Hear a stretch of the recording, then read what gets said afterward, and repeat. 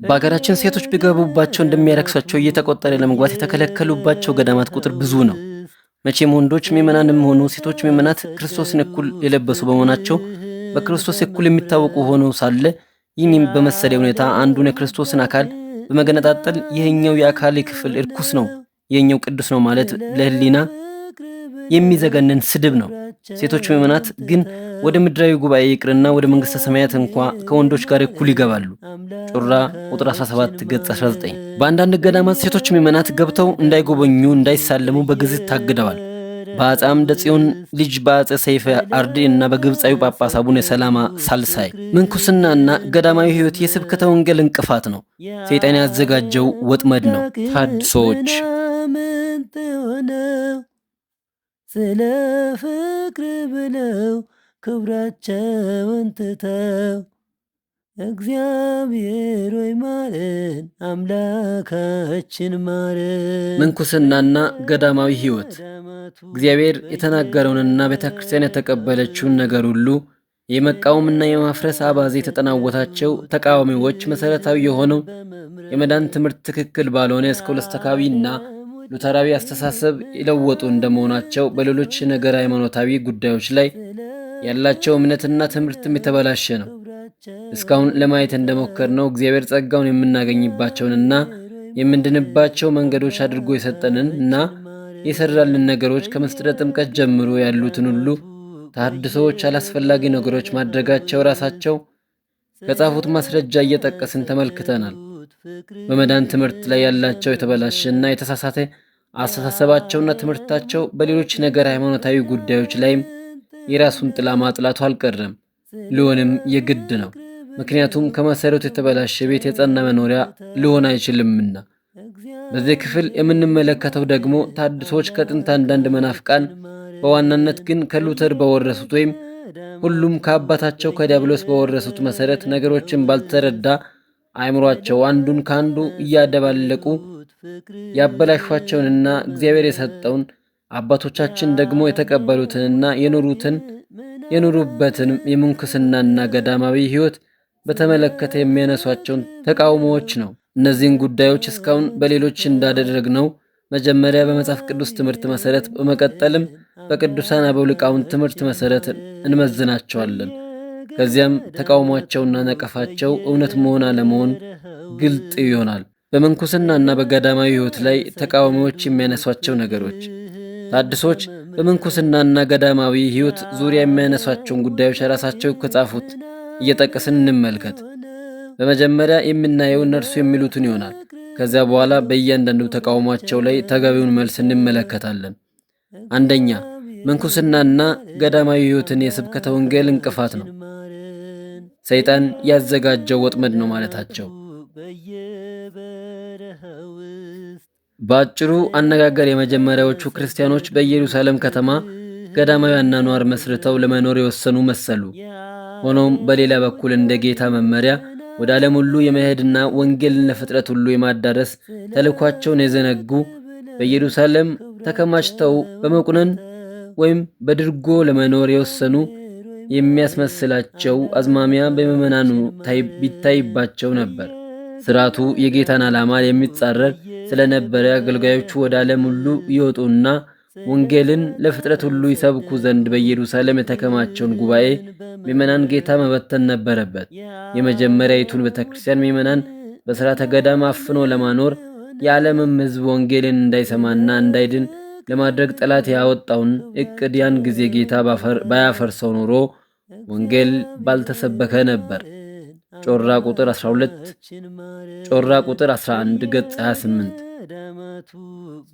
የኢትዮጵያ ኦርቶዶክስ ተዋሕዶ ቤተክርስቲያን ታሪክ በሚል ዋና ርዕስ ስር ክርስትናን የሚያዳክሙ ተጨማሪ ነገሮች በሚል ንዑስ ርዕስ ለወንጌል መስፋፋት ችግር ከነበሩና ለክርስትና መዳከም ምክንያት የነበሩ ብለው ከዘረዘሯቸው ነገሮች አንዱ ምንኩስና ነው ይላሉ።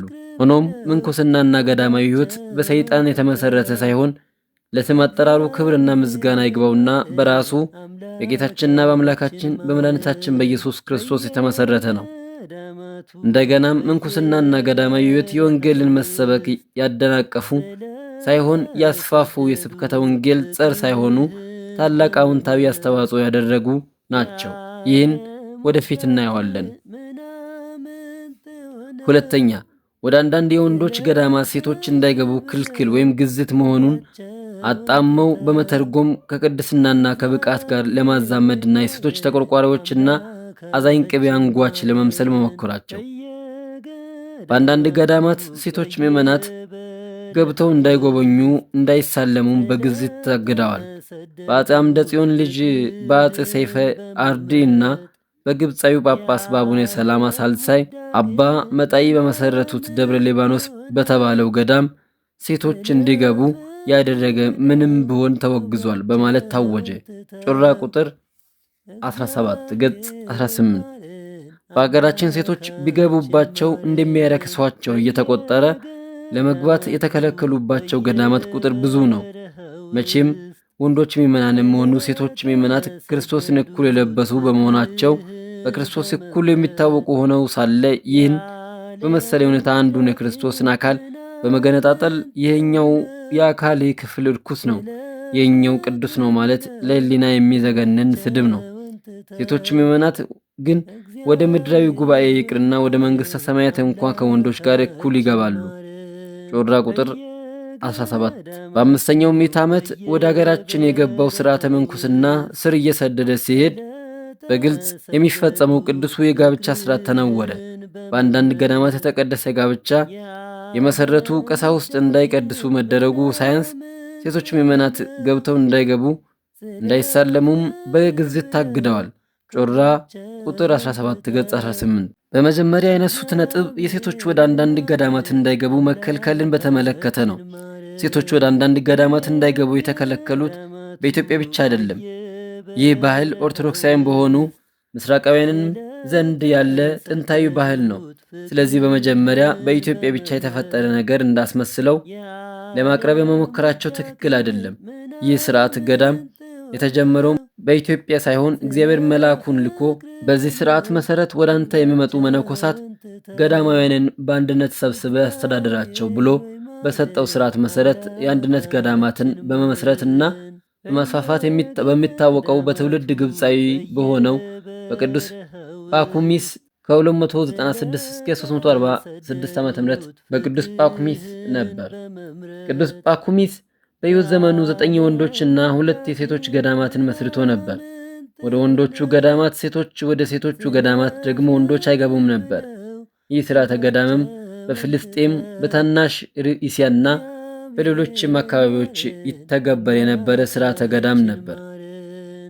ሴቶች ወደ ወንዶች ገዳም፣ ወንዶችም ወደ ሴቶች ገዳም እንዳይገቡ የተከለከለበት መሠረታዊ ምክንያት የገዳማዊ ሕይወት ዓላማና ባህሪ ሴትና ወንድ ተደባልቆ ከመኖር ጋር የማይሄድ ከመሆኑ የተነሳ ነው። ገዳም ራሳቸውን ለእግዚአብሔር ያጩና ከዚህ ዓለም ምኞትና ፍትወት ራሳቸውን ለማራቅና በብቸኝነት ሆነው ሰውነታቸውን ብቻ ሳይሆን መንፈሳቸውንና ሁለንተናቸውን ለእግዚአብሔር ለመቀደስ በራሳቸው የወሰኑና የመረጡ ሰዎች በዓት ነው። ስለሆነም ገዳማት የአባቶችና የእናቶች መነኮሳትና መነኮሳይት የጸሎት ቦታ እንደመሆናቸው አንድ ላይ መደባለቁ ለመንፈሳዊ ሕይወት ረብ ወይም ጥቅም ስለሌለው ነው እንጂ የጽድቅና የኃጢአት ወይም የአድሎ ጉዳይ አይደለም። ጌታችን እኔ ግን እላችኋለሁ ወደ ሴት ያየ ሁሉ የተመኛትም ያን ጊዜ በልቡ ከእርሷ ጋር አመንዝሯል ያለውን ትምህርት ለሚያምን ሰው ይህ ሥርዓት አግባብነቱ እንጂ አላግባብነቱ አይታየውም። ማቴዎስ 5 ከቁጥር 8። ከዚያም በመቀጠል መድኃኒታችን ቀኝ ዓይንህን ብታሰናክል አውጥተህ ካንተ ጣላት፣ ሙሉ ሰውነትህ በገሃነም ከሚጣል ይልቅ ከአካላትህ አንድ ብጠፋ ይሻልሃልና። ቀኝ እጅን ብታሰናክል ቆርጠህ ካንተ ጣላት፣ ሙሉ ሰውነትህ በገሃነም ከሚጣል ይልቅ ከአካላትህ አንድ ብጠፋ ይሻላልና በማለት የሚያሰናክሉ ነገሮችን እስከምን ድረስ ማራቅና መጨከን እንደሚገባ አስተምሮናል። ማቴዎስ 5 ከቁጥር 29 እስከ 30። ታዲያ ይህን አምላካዊ ቃል ለሚያምን ሰው በገዳማት ለምን ሴቶችና ወንዶች ተደባልቀው አይኖሩም? ሴቶችስ ለምን ወደ ወንዶች ገዳም እንደልባቸው አይገቡም ብሎ መከራከር ይገባዋልን? ሆኖም ይህ ጉዳይ ታድሶዎችን አያሳስባቸውም። ምክንያቱም በእነርሱ ዘንድ ላመነ ሰው የፈለገውን ኃጢአት ቢሰራ መንግሥተ ሰማያት ከመግባት የሚያግደው ስላልሆነ ጽድቅም ሆነ ኃጢአት ቢሰራም ከመዳኑ ጋር ምንም አይነት ግንኙነት የለውም ባዮች ስለሆኑ ነው። ይህ መንፈሳዊ ለሆነ ሰው በሰውነቱ ምንም አይነት ኃጢአት ቢሰራ ችግር የለውም፣ ጉዳትም አያስከትልበትም የሚለው አስተሳሰብ መፍቀሪያነ ፍትወት ወይም ሊሰንተስ የነበሩት የግኖስቶኮች ቡድን እምነትና ፍልስፍና መሆኑን መጀመሪያ ላይ አይተናል። በጥንት የግብፅ ገዳማት ወይም በተለይ በቅዱስ ፓኩሚስ ገዳማትና በስርዓተ ፓኩሚስ በሚመሩ ገዳማት ወደ ሴቶች ገዳማት ወንዶች አይገቡ ስለነበር ከሴቶቹ ገዳማት ሰው ሲሞት እንኳ ሴቶቹ መነኮሳያት አዘጋጅተው ከገዳማቸው አውጥተው ነበር ለወንዶቹ መነኮሳት የሚያቀብሏቸው። ከዚያ በኋላ ወንዶቹ ተቀብለው ጸሎተ ፍትሐት አድርሰው ይቀብራሉ። ስለሆነም እንደዚህ አይነት ስርዓት ባላቸው ገዳማት አንዱ ወደ ሌላው ተላልፎ አይገባም። ወደ ሴቶች መነኮሳያት ገዳምም ወንዶች መነኮሳት አይገቡም። ከወንዶች መነኮሳት መካከል ወደ ሴቶች መነኮሳያት ገዳም የተወሰኑት ብቻ ተመርጠው እንዲገቡ የሚደረገው በራሳቸው በሴቶቹ ሊከናወን የማይችለውን የቅዳሴ አገልግሎት ለመፈጸም ብቻ ሲሆን እነዚያውም በመልካም ሕይወታቸው የተመሰከረላቸውና በዕድሜ ገፋ ያሉ አረጋውያን አባቶች ብቻ ተመርጠው ነበር። ምንኩስና ክፍል 2 በሚቀጥለው ክፍለ ጊዜ እናቀርብ ይሆናል።